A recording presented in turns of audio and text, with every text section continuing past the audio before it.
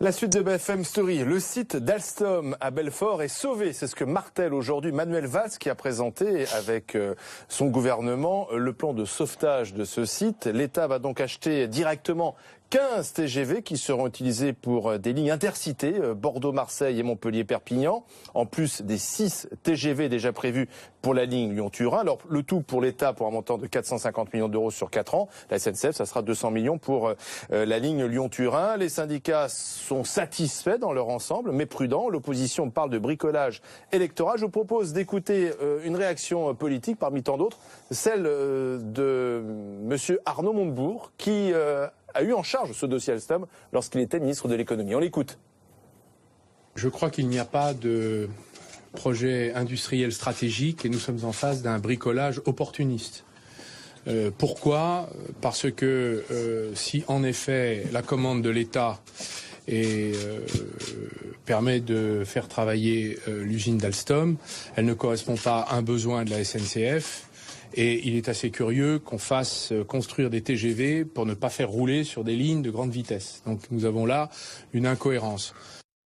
Éric Coquerel est avec nous. Bonsoir. Vous êtes coordinateur politique et porte-parole du Parti de gauche. Emmanuel Le Chypre nous a rejoint, notre éditorialiste économie. Et puis Cédric Perrin, élu local, sénateur Les Républicains du territoire de Belfort. Est-ce que ce plan de sauvetage est le bon plan pour sauver Belfort ? Écoutez, je ne sais pas si c'est le bon plan pour sauver Belfort. En tout cas, c'est un plan qui vient de nous être annoncé, que nous avons quand même réclamé fortement depuis maintenant une quinzaine de jours, les élus, tout élus confondus dans le territoire de Belfort. C'est un plan qui va permettre de donner une charge de travail suffisante à Alstom pour arriver en gros avec un plan de charge qui nous amène à 2020 en gros, avec l'arrivée ensuite du TGV du futur qui, si on répond au cahier des charges de manière cohérente, pourrait être fabriqué ensuite à Belfort. Donc c'est un plan qui a le mérite d'exister. Oui, enfin acheter des TGV qui ne rouleront pas à grande vitesse, c'est quand même étrange, non ? Écoutez, il y a quand même, je crois que le réseau français comporte déjà un certain nombre de TGV qui fonctionnent sur des lignes à basse vitesse, on va dire. Il n'y a pas d'incohérence. Après, la difficulté était pour nous, elle est claire depuis le départ, d'arriver à trouver une solution pour combler cette difficulté. Oui, mais non, mais attendez, c'est peut-être une bonne nouvelle on est d'accord. Pour vos électeurs et les salariés du site, mais pour le contribuable, c'est une bonne nouvelle. Moi, je pense que la vraie question, la question qu'il faut se poser dès le départ, c'est est-ce qu'on est en capacité d'abandonner la production du TGV en France. Aujourd'hui, le TGV est fabriqué à Belfort depuis de nombreuses années. Abandonner le site de Belfort, c'est abandonner à très court terme la capacité française à produire le TGV à partir de 2021. Si en 2021, je rappelle qu'entre l'ADEME et la SNCF et Alstom, il y a un travail qui est réalisé avec de gros investissements sur la construction, la fabrication ultime du TGV du futur, mais si cette fabrication revient à Alstom, ce qu'on espère tous, il faut qu'on puisse être en capacité de produire. Et demain, la suppression du site de Belfort, c'était l'incapacité de produire le TGV à 450 millions d'euros. Écoutez, ça a l'air d'être le prix qu'il faudra payer. Emmanuel Le Chypre, on a quand même du mal à comprendre quelle est la stratégie, même si Manuel Valls se défend de faire du bricolage. Il dit, moi j'ai une vraie stratégie industrielle. Bah non, il n'y a pas de stratégie industrielle, on est dans la politique émotionnelle, on n'est pas dans la politique industrielle. Le coût, c'est très simple, hein. Vous avez 480 salariés dans l'usine et on va dépenser 700 millions, ce qui fait à peu près 1,5 million pour sauver un emploi. Un contrat aidé, comme on en a partout, c'est 6 000 euros par an. Donc vous voyez, le coût qu'on dépense, c'est un coût très élevé. En économie, il y a toujours ce qui se voit et ce qui se voit pas. Ce qui se voit pas, c'est que c'est de l'argent qui sera pas utilisé pour autre chose, qui coûtera peut-être des emplois. Je rappelle qu'il y a d'autres constructeurs ferroviaires qui avaient prévu de créer des emplois en France si le contrat leur revenait. Donc voilà, c'est un choix. Après, il n'y a pas de stratégie du tout ferroviaire. On pourrait débattre des heures sur la non-stratégie de fret, etc. Mais il n'y a pas aujourd'hui de stratégie industrielle. Vous achetez pas une Ferrari pour rouler sur un chemin de terre, vous voyez, c'est simple. Ouais. Donc Éric Coquerel, vous partagez ce point de vue, c'est-à-dire que tout ça pour ça. En même temps, les salariés, les syndicats étaient plutôt satisfaits, même s'ils restent prudents. Non, mais il faut dire une chose, c'est qu'il y a une bonne nouvelle, c'est effectivement pour les salariés qui luttaient, les habitants de Belfort. Ils ont eu raison de lutter parce qu'ils obtiennent au moins un répit. Enfin, après, une fois ce répit, c'est juste 2 ans de gagné. Parce que je crois qu'on peut tous le constater. Enfin, parler de stratégie industrielle comme le fait Manuel Valls, c'est incroyable. C'est une stratégie industrielle et ferroviaire qui déraille. Bon, elle déraille pour deux raisons. D'abord parce que la France a perdu cette année 33 000 emplois industriels. Alstom, on a vendu l'année dernière, on a laissé à General Electric les éoliennes marines qui sont indispensables pour la transition énergétique. On a besoin effectivement d'une industrie et d'industriels français qui produisent des trains, mais si on produit comme ça, si on donne à Alstom le fait de faire des TGV, il faut nationaliser. Il faut nationaliser Alstom. Il faut effectivement un outil. Et au niveau de la SNCF, je vous fais remarquer qu'il y a quand même quelque chose de totalement contradictoire. Alors c'est dit, on va faire transporter sur des lignes normales des TGV, dont je rappelle quand même que ça va alourdir la dette de la SNCF parce que les TGV coûtent cher. Et par contre, en même temps, on régionalise et on ouvre à la concurrence les TER. On ouvre les cars Macron qui concurrencent, écologiquement c'est une catastrophe, qui concurrencent les trains. Donc tout ça est une politique de gribouille. Absolument pas planifié. Parce que l'élection présidentielle approche ? Ah bah oui, bien sûr. La décision... Écoutez, vous pouvez pas avoir quelqu'un comme François Hollande, Manuel Valls, qui pendant 5 ans, d'accord, accepte toutes les règles européennes de dérégulation, d'accord, d'ouverture à la concurrence, qui là viennent décider par M. Vidalis, avant même que l'Europe l'oblige, qu'on va ouvrir les TER à la régionalisation, ainsi que les intercités sur lesquels justement vont rouler les TGV. Vous pouvez pas avoir cette politique et prétendre après que vous avez une politique intelligente. Si l'État n'avait rien fait, sur ce même plateau, vous seriez en train de dire l'État ne fait rien, ne sauve pas les salariés. Je viens de dire que c'est une bonne nouvelle pour les salariés en préambule, mais ils le doivent à leur lutte, d'accord ? Ils doivent à leur lutte, plus effectivement l'approche présidentielle. Est-ce que l'État vous me pardonnerez de ne pas nous faire avoir Éric Coquerel, et de dire que l'État, oui ou non, devait intervenir ? Bien sûr que l'État doit intervenir, mais en nationalisant Alstom, j'entendais M.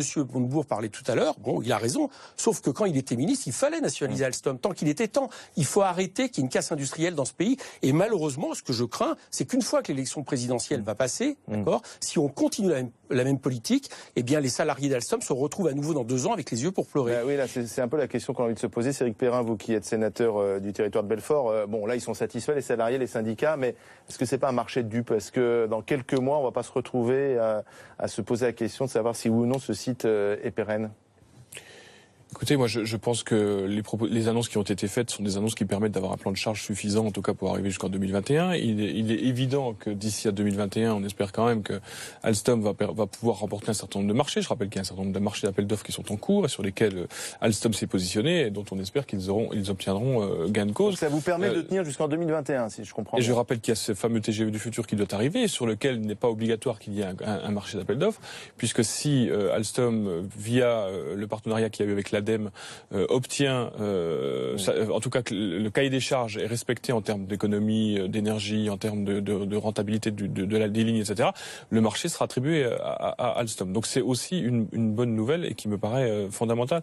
Il faut qu'on en prenne conscience. La difficulté, c'était ces 2 années ou 3 années de difficulté de charge. Oui, d'accord. Mais alors, que va-t-il se passer concrètement ensuite, Emmanuel Le Chypre ? Les difficultés, le problème, c'est qu'elles vont au-delà de ça. La réalité, c'est qu'Alstom, aujourd'hui, sur le marché des constructeurs ferroviaires, est plus petit que ses concurrents. Il a des coûts plus élevés. Je vous rappelle qu'Alstom a perdu un contrat récemment de 40 locomotives, tout simplement parce qu'ils étaient 15% plus chers que le concurrent allemand. Et là, dans le plan, il faut pas se dire seulement que c'était un mauvais moment à passer et que après tout va repartir comme sur des roulettes. Si on écoute M. Perrin, le TGV du futur arrive, et donc tout va bien. Non, je pense qu'il ne faut pas non plus se focaliser sur les 15 rames de TGV qui sont commandées et dont tout le monde parle parce qu'elles vont rouler sur des lignes. Il n'y a pas que ça. Oui, il n'y a pas que ça. Il y a aussi quand même, vous avez quand même une entreprise Alstom qui a décidé enfin d'investir 70 millions d'euros sur le site de Belfort. Ce n'est pas une paille non plus. C'est pas négligeable. Peut-être un peu tordu le bras, mais enfin à un moment donné ça a été fait. Il y a aussi une volonté du groupe de réinvestir sur Belfort, ce qui nous paraît plutôt une bonne nouvelle. Qui pour les salariés d'Alstom, Belfort, paraît plutôt une bonne nouvelle également. Pour le site alsacien qui devait Non, pas du tout. La ça. commande des 30 TET qui a été matérialisée aujourd'hui va permettre de donner du travail à Reichshoffen. Je rappelle que les TET sont fabriqués à Reichshoffen et pas à Belfort. Emmanuel Le Chypre, c'est bien légal tout ça? Moi je croyais qu'on devait passer des appels d'offres et que l'État pouvait pas tout seul décider d'acheter dans une entreprise française.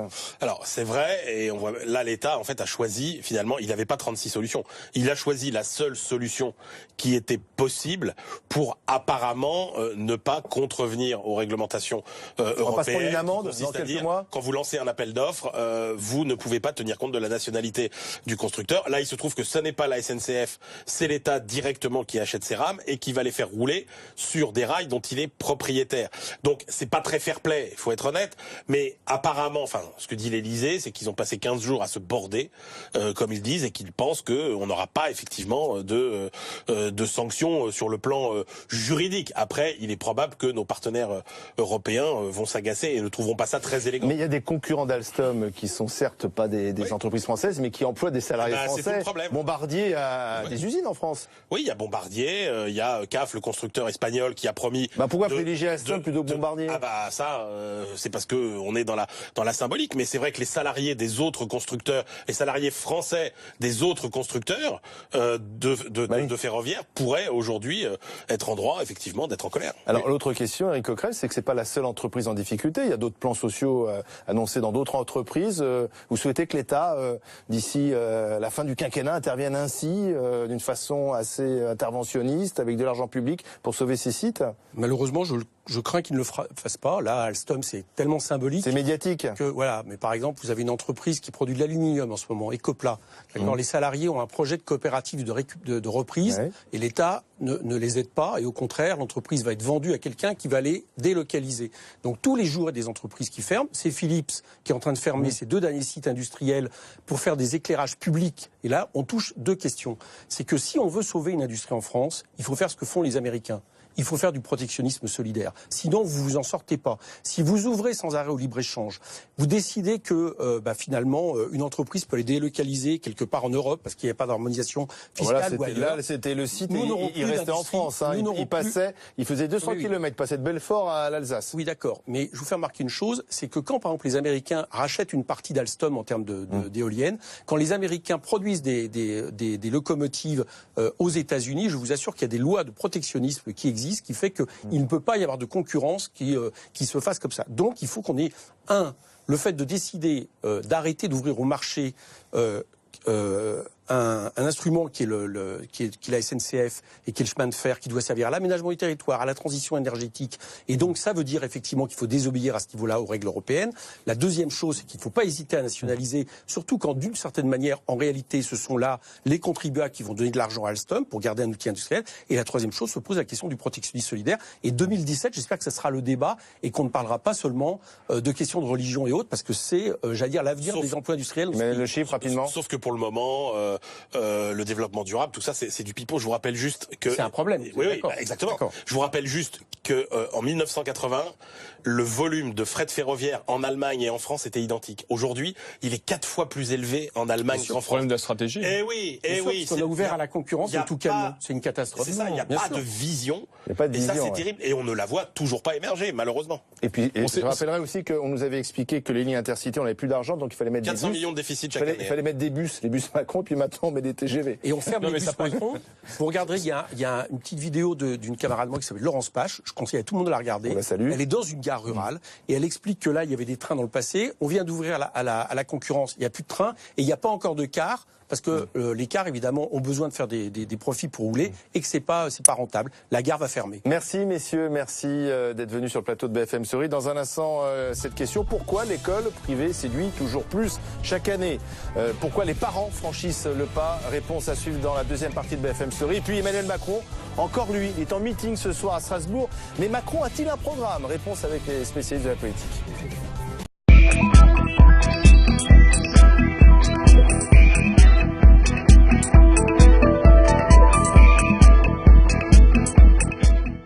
Eh bien, si Mittal, je ne le souhaite pas, ne veut plus de vous, oui, je suis prêt parce que je viens ici aussi comme député. Et j'avais déjà pris cet engagement à Gandrange, que nous déposions une proposition de loi qui dirait la chose suivante, et ça vaut pour ici comme pour d'autres sites, quand une grande firme ne veut plus d'une unité de production, mais ne veut pas non plus la céder, nous en ferions obligation pour que des repreneurs viennent et puissent donner une activité supplémentaire. Coup de massue pour les salariés d'ArcelorMittal, même s'ils s'y attendaient. Le groupe a annoncé officiellement la fermeture des hauts fourneaux de Florange. Il laisse une porte entrouverte. Le gouvernement a 2 mois pour trouver un repreneur. Mais en fin de matinée, c'est la fin des dernières illusions. ArcelorMittal confirme bien la fin définitive des hauts fourneaux de Florange et donc de toute la phase achève.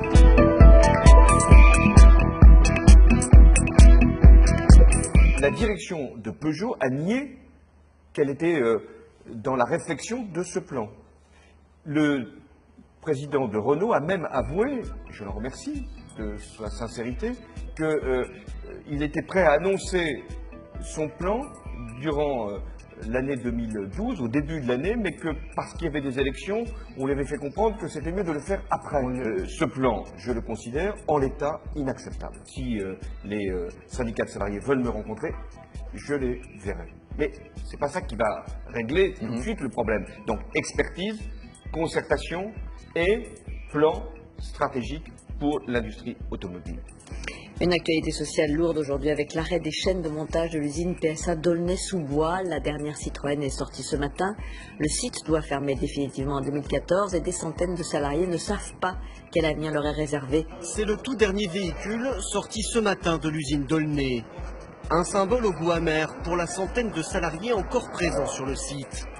Car selon eux, cette voiture est terminée depuis longtemps.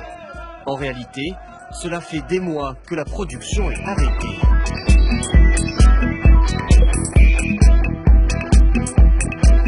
J'ai fixé l'objectif. L'objectif, c'est d'assurer la pérennité du site de Belfort-Alstom pour les prochaines années. Pas simplement pour les 2 ans qui viennent, non, pour les prochaines années. Et ça suppose une mobilisation de tous.